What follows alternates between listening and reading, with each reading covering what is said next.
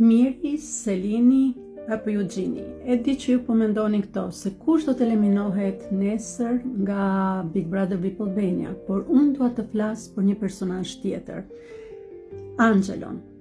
Angelo na ka prekur me një histori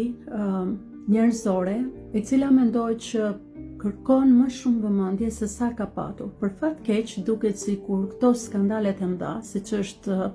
raporti Miri, Selin dhe gjithë intervistat që janë dhënë gjatë kësaj jave në për emisione, ka marrë një vëmendje të panevojshme, ndërkohë që duhet të ishin theksuar dhe trajtuar histori njerëzore të fuqishme, siç ishte ajo e vllait të Angelos, ajo që Angelo solli.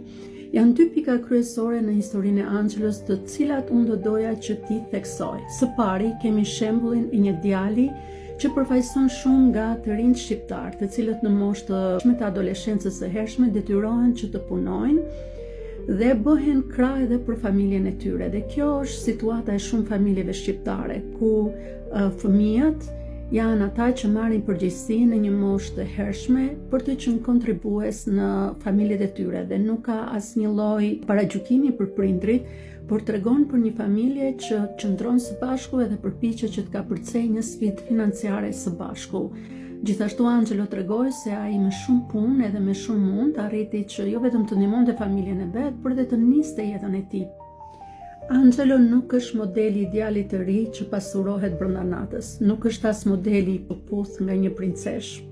por është shembulli i punës dhe i përkushtimit, që çdo kush nëse përkushtohet edhe punon, patjetër që mund të arrijë të përmirësojë nivelin e jetesës së tij. Gjëja e dytë që është po aq e rëndësishme në historinë e Angelos, e të cilën ai e shprehu si një keqardhje për përgjegjësinë që ai ndjente ndaj situatave dramatike në familjen e tij, siç ishte varësia e vllait të tij nga droga.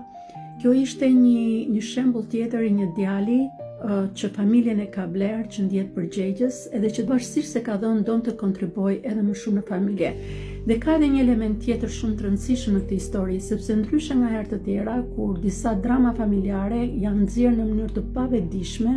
gjatë formatit, sepse ato jetojnë aty dhe janë situata që nuk mund t'i kalkulojnë 100%. Por Angelo për shembull e ndau historinë e Henryt me lejen e plotë të tij. Edhe kjo tregon edhe një herë për një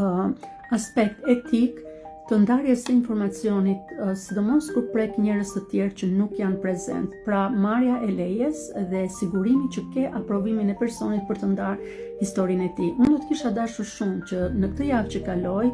emisionet si Pasdite në 5, Shqipëria Live, të kishin dalur më shumë te historia e Henryt sa tek situata mes Mirit edhe Selinit. Dhe do të kisha dashur shumë që